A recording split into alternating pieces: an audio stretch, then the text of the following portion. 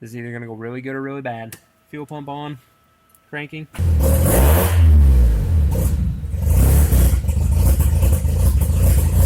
Got a little zealous on that one. What is up, Rapid Potential YouTube? Welcome to today's video. Hope you guys had a wonderful new year.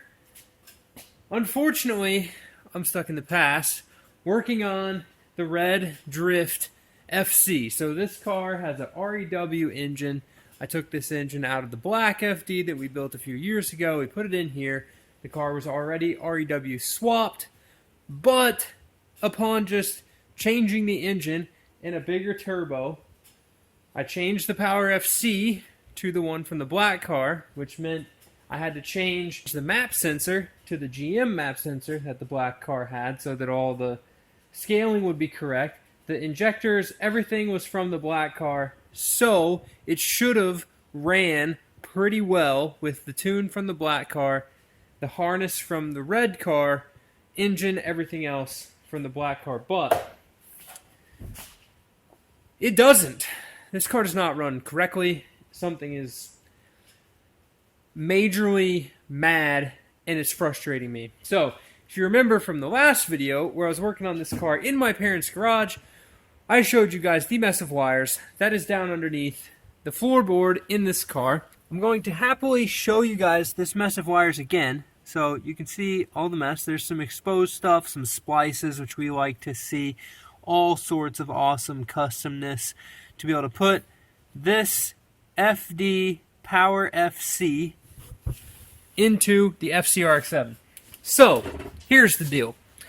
I don't have on hand the crazy old school Windows 98 laptop, whatever you need to run the Power FC tuning program from Apexi. Okay, and then if I did have that program or the laptop that could run it, I guarantee you, because I had issues with this before, that getting the serial to USB adapter, because Power FCs require the serial connector, and if you have an old laptop, it probably has that on it, but my new laptop does not have that on it. Getting the serial to USB to code to the right port to match the thing is, let's just say, it's a pain in the rear. So, instead of me banging my face into the wall trying to make this Power FC work, this car, if you remember way back when we first got this car, had a Platinum Sport 2000 Haltech ECU installed, or at least let's just say the vacuum line was hooked up, but the ECU was not plugged in. This was under the dash. Looks like it already has a patch harness for a plug-and-play FD application. That is this. In addition to the ECU, there was also the respective USB dongle in here, so I don't need the serial adapter, and I don't need like Windows 97 Vista, whatever it is, to run. So this, the Haltech, at least the Platinum Series ECU, are still supported. You can still download the software to tune this unit. So I'm going to stick this thing in there, to which I can change, and I know how to operate the software, the settings to make sure that everything on this car is functioning properly, instead of looking at the very worn out OLED screen on the Power FC Commander, and then I can make sure that this car is running properly. Basically, the car is flooding itself, quite extravagantly, I might add. If you look under the car, you can see right there that black mark on my fresh brand new concrete is fuel that is leaked out of the test pipe, and then this black mark right here, it's not oil that's drained out of the drain pan, it's actually fuel that's come out of the V-band right where the downpipe connects to the test pipe. With the REW swap, with the single turbo, downpipe not in the same spot, I had to make a little adapter to hook it up to like this super loud single exit exhaust, which you guys have heard in a previous video, because this thing has ran with the setup, but just I drove it on the trailer to bring it out here so I can have all three generations of RX7 in my shop, plus the RX8s. The rotary truck is behind that wall in the cold, so we almost, and the RX5 Cosmo is out here, so we almost have most of the rotary cars that exist on the planet are here at the Rad Ranch. And then when this car got here, you know, we were trying to complete the collection. Started it at mom and dad's, drove it on the trailer, brought it here, went to start it on the trailer. It just cranked and cranked and cranked and continued to crank and tried to start and cranked and it wouldn't start. So I pulled the injectors out, brought them back here to the handy dandy tester because one of my Patreon members is having some smoke issues with his RX7. We think it's a stuck injector, so I'm looking at these injectors to see if I have one that's leaking or causing some problems. So on the left here are ID 1000s. These are the primary injectors. And on the right are ID 2000s. So these are the secondary injectors. I'm going to go ahead and do a medium speed test. So you're going to see these start pulsing. You'll see these two come up slower. These two come up much faster. Oh.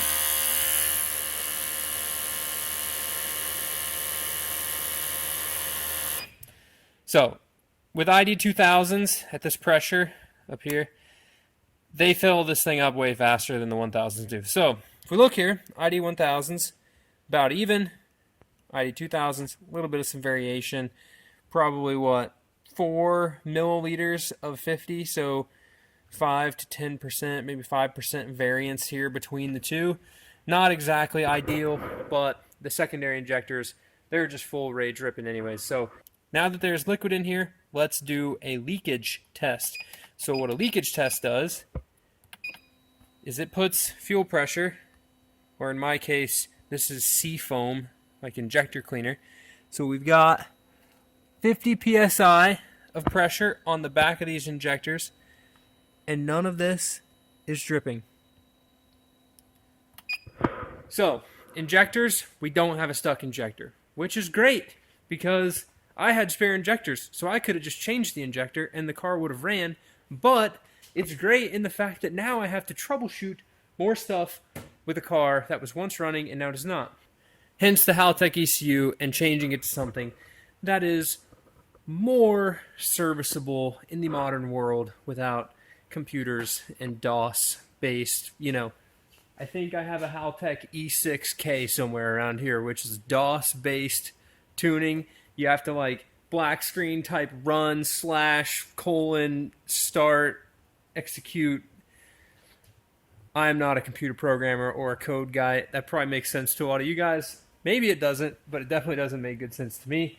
With this, I USB hook up and it works. So, in addition to those troubles that I'm having with this car, okay, I had an oil cooler line rupture. So, the last video when it was running, I thought the oil cooler was cracked. It's actually not cracked, which is a huge win.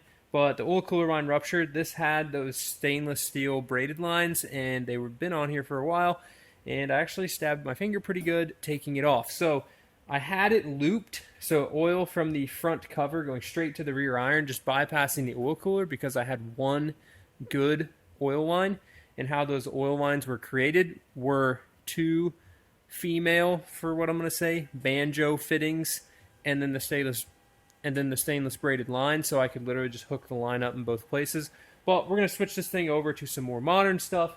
So I have some Vibrant Performance -10 line, and I have some Vibrant Performance -10 PTFE hose ends. So this would be more of like the PTFE. It's E85 compatible, so is the other stuff. You can use this to make oil cooler lines, or you can use it to make fuel lines. I had ordered this to build the oil cooler lines for my RX7, and then I had ordered regular -10 AN fittings. So when you're looking at your fittings, -10 AN 90-degree hose end, make sure you have PTFE on the fittings and you have PTFE on the hose. Because if you have -10 AN regular hose fittings and PTFE liner line, it doesn't work together, and then you have to reorder more fittings or more line. So I had that issue back when I was putting the RX7 together, and I had to order more stuff. So anyways, when you want to convert to an AN style hose fitting on your engine, I have found that the steel fittings you can buy from Mazdatrix are much better for a permanent fitting on your block. Okay, so you can tighten these deals in there. They're not aluminum, and they're not going to really break. They're going to fit better. The aluminum ones, which I believe, so the aluminum ones like this will do the same thing, but if you're going to be taking your oil cooler lines off a bunch of times, the steel ones are a little bit better. They will, this is going to be harder than your oil cooler, so don't crack your oil cooler putting these in. In addition to, on an FD, your rear oil cooler line goes to the oil filter pedestal up here instead of, like an FC, would have it at the bottom of the rear iron. So that's also aluminum, and the front cover is also aluminum. So, aluminum in aluminum, the fitting would, I guess, be the failure point. Steel in aluminum, the fitting is most likely going to tear up whatever you're tightening it into. So do be a little bit careful, but these steel fittings, the threads on the fitting itself tend to hold up better to putting the AN actual hose fitting on them and off of them a bunch of times. You can see here this aluminum one, the thread is discolored where it's starting. In addition to, if you don't get that fit correctly first go and you hit it with a wrench, you can blow the threads off this pretty quick. So let's get the new oil cooler lines made. I'm going to get those injectors thrown back in here. We're going to hook the Haltech ECU up and see what happens with new computer that, yes, it should be super simple. Bada bing, bada boom. Look at that. Gotta thank my mom for letting me borrow her older laptop because my new Windows 11 wouldn't run the older Haltech software. So I was like installing it, and they have this instant crash bug fixer program thing, and that didn't work. So anyways, loaded it up on an old Windows 10, dialed. So here we've got Haltech Sport 1000, or I guess it's a Platinum Sport 2000. If we look at the box down here, same one I showed you earlier, I've got it plugged in, just kind of ignoring the mess of wires down there for now. Went ahead and buttoned up the fuel injectors, which I just took out of the cleaner and put them in here. One thing that I failed to do, or at least couldn't decipher whenever I switched the harness from the stock FD style injectors, which is what this car had previously, to the Injector Dynamics ones. The Injector Dynamics used a different plug, and I did not mark which plug on the primary two injectors was rotor 1 or rotor 2. So ideally, I've got them right. If it's not going to run, that's probably going to be the first thing I'm going to switch, and we'll see. I really wish that the Platinum had, like, my fuel tech, I can ping the injector, so I can be like, injector, primary injector, rotor 1, fire, and I can hit a button, and it turns that injector on, and then I can go, it'll be clicking, like click, click, click, click, click, and then I can go listen to it and make sure that my stuff's plugged in correctly. I couldn't find the function in the older Haltech ECU to do it, so this is like 2005 and up, I think, is when that one came out. So oil cooler lines are made, super nice. Love this black braided stuff. Even dash 10 lines, they're not as bulky as the older stuff, so all routed, super clean, super nice. Happy with that. Fuel system's hooked back up. The other big change, I've got to run this wire right here. Just plenty long. You can see it changes colors, but that's okay. That wire will run up there and turn on the Ford Taurus fan. So this is the power to the fan. So full rip, that turns it on. Back here behind the seat, you're going to see some extra wires. So I pulled the Benz harness out, and I've got to make a little battery bracket to hold this down. But right here, got a fuse block, switches in the center console right there with my blue tape. We've got fuel pump and fan. So when you kick those on, fused, there's the relays for each one of them. Everything's super cleanly labeled. You might be like, why didn't you package it in a nicer spot or move it to the side or put it in the back or put it wherever? Well, this car is going to get a full roll cage. I left enough space in there such that all of that can be moved around, and then the wires can be extended or ran if you want to move the fuse block to a different spot. Ideally, once you've got a main hoop in here, harness bar, X, a big triangle brace, this space right here becomes basically useless. So that's a not hard to get to, but yet easy to diagnose spot for that stuff. There might be a bar that they would run across the bottom of the main hoop here. I've seen that done, or like a diagonal brace to the center of the car. So that could be, you know, the only part that would be in the way for this stuff, but it just makes it easier to diagnose versus having a relay for the fans that's up here, which is how it was before, and then not having any relays for the fuel pump. So now it's full rip, pump on all the time. So in theory, I haven't tried to start this. I really don't want to try to start it in my shop and let it run for a while, but I'd love to hear it at least like ping off and try to start. So we're going to give this a shot right now and see what's up. Also, turbo timers are the worst, so get ready for the bleeps and all the stuff going on with that, because this thing, the buttons don't work half the time. And turbo 2 shifters needs bushings. Okay. Sometimes it just clicks, sometimes it doesn't do anything. But anyways, I'm just going to crank it, fuel pump off, see what happens.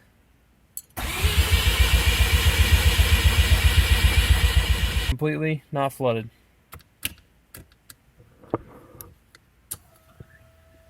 Look at that. Don't worry, I already checked for leaks. Earlier, I plugged the switch in, was like, oh, does the fuel pump work? Kicked it on, and I didn't have the injectors in there, and it pumped a bunch of fuel on the ground. That was super stoked for that. Okay, let's see. What does it do? First start on the Haltech. I haven't even tried to... Basically, it has the tune that was in the Haltech when it was sitting in this car. I went through the settings. Everything seems to be right for an FD, rotary, like crank angle, all of that stuff. Everything seems to be set up properly. So we're just going to run with it. There wasn't a place for me to like change the injector size. So we're going for it.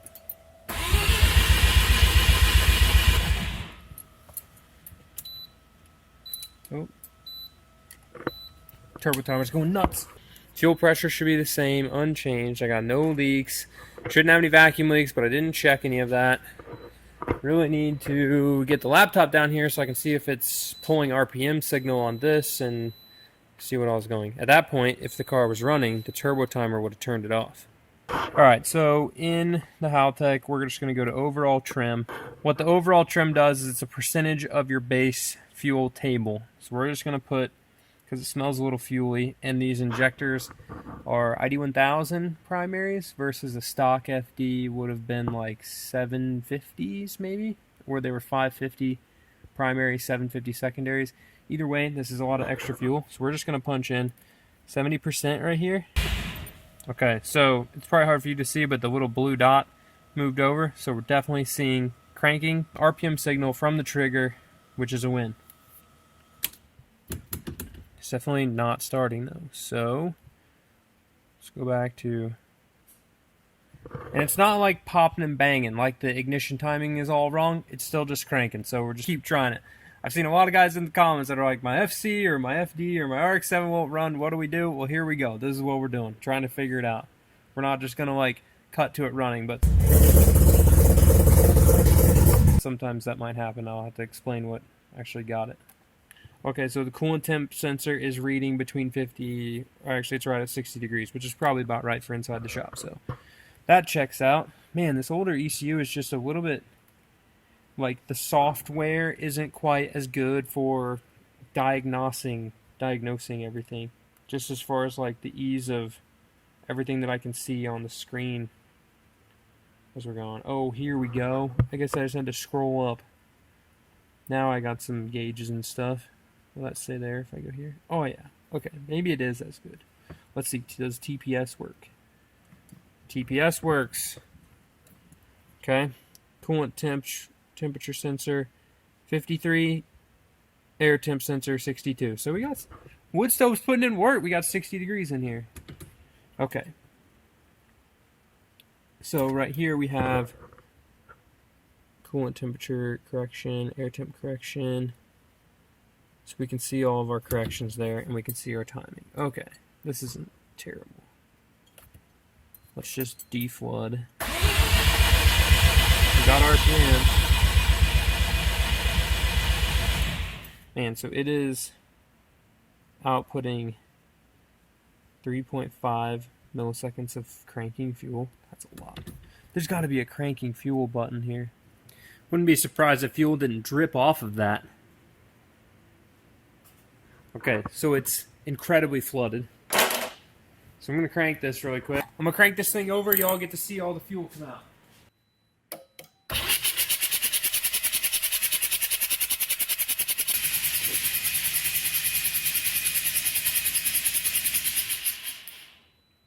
That's a mega bunch of fuel right there. Best not open the wood stove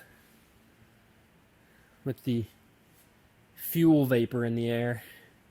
Just so happens I got a fresh set of plugs. So I'm going to put a fresh set of plugs in this deal. Hopefully it starts. Back in the hot seat with fresh plugs. I've got this area selected right here. So this is like 1,000 RPM, 5 to -10 pressure. It's just KPA. I guess I could probably change that. Screen deal that Haltech's got going on here. It just gets a little tricky to get all this stuff figured out. Okay, we are there. I don't know why there's a big drop in the map right here. This is just the base fuel table. It's not primary versus secondary, but it looks like right as I start getting into boost, it just rips all the fuel out of it. Maybe this was on a FCNA before. Either way, okay, so we've got this set up. We're in inches of mercury to there. It's going to idle back to, say, we'll just grab all the way to 17.5 inches of mercury. If I hit I, does it interpolate? Oh my god.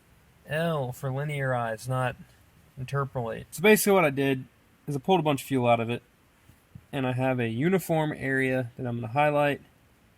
Oh my gosh. Highlight this mouse button kind of sucks. There we go. That I have highlighted here. That is below boost, so it's in vacuum, up to 2,000 RPM.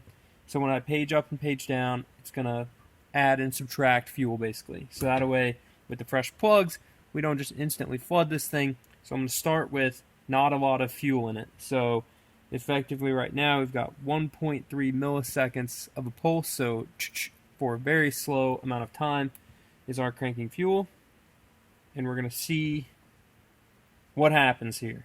Let's just try it without the fuel pump on first and then go from there.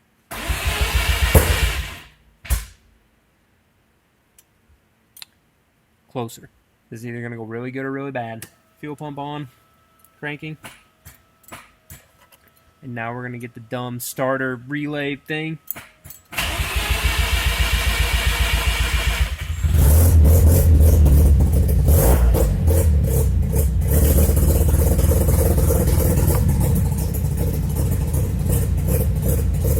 You won't believe how happy I am that that just started. I pulled a bunch of fuel out of it. My air fuel gauge is not reading, so I might have to do some innovate wideband tuning. But it's idling. Sounds terrible. Ugh. Come on, AFRs. Just give me AFRs, please. Before I smoke the whole shop out.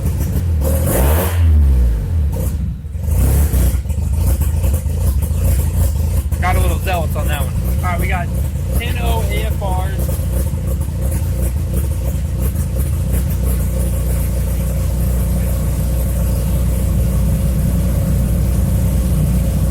RPM idle.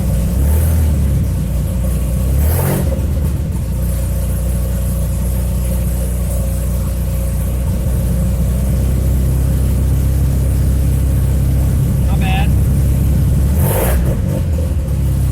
It sounded a little bit better.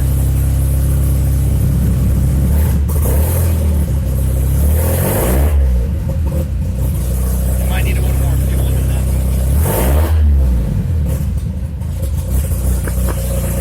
This is going to be a great success. Okay.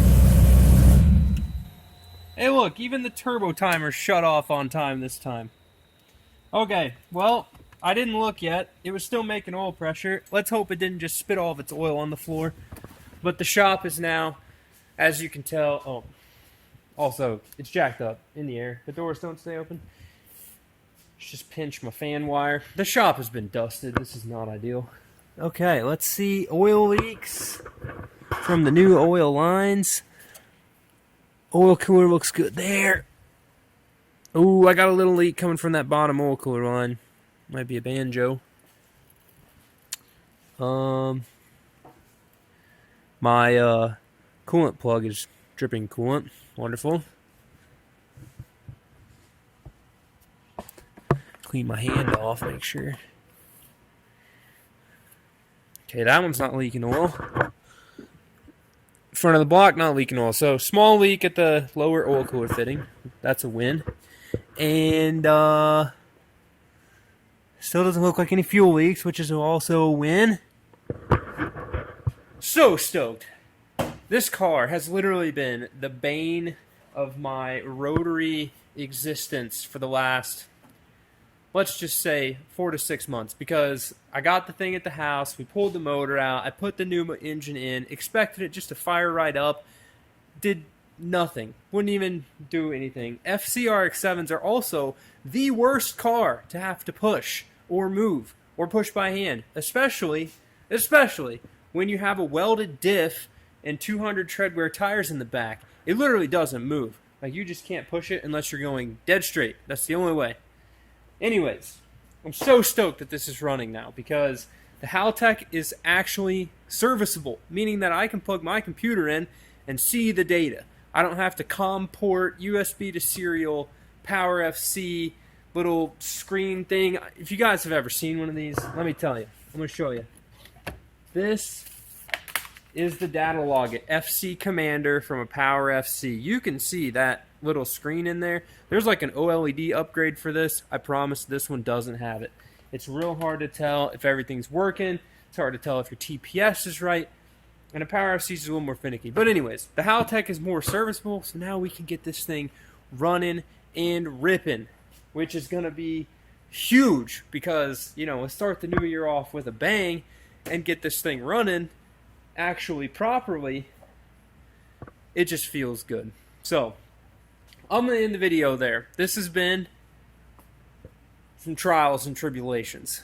The reason I say that is because I think the EDM Bass Nectar song Trials and Tribulations is on. But it has been some trials and tribulations to get this thing running, to finally get it done. Kind of starting the project. This is like the project that was going on while I moved. So, starting the project down in Tennessee, moving it and all of its parts up here, and then finally getting it put back together. And the cherry on top is the Haltech actually works. So that's just a big win. Everything connects. So with that, I'm going to end the video there. Thank you guys so much for watching. I really hope you guys had a wonderful new year. I can't wait to keep cranking on these cars. You can see the yellow car's cleaned up, waiting on some 4-rotor parts. They moved Cars and Coffee, so I'm not going to get to drive my RX7 this weekend, and there's snow and all sorts of dumb stuff because we're in the north. And I've been doing a lot of science on hybrid, Renesis, turbo, all sorts of goodness, because that's going to be one of the next big projects here in about a month or so, is building a turbo kit for the RX8 and building the GSLSE RX7 / RX8 Renesis hybrid engine. So I'm excited for all the things that are to come and ready to start cranking out videos, especially now that I don't have to work on the dumb FC. So with that, thank you guys so much for watching. We'll see you guys in the next one. Keep it rad.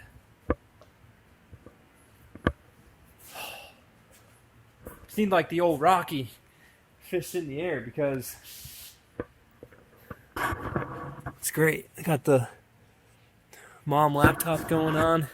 Haltech's plugged in. The dog's cold because it's cold outside. She's probably going to start deciding not to come with me to the shop during the day because she could just stay at my parents' house where it's nice and warm and sit by the fire there, versus I'm a little afraid to put all of her flammable bedding really close to my exposed wood stove.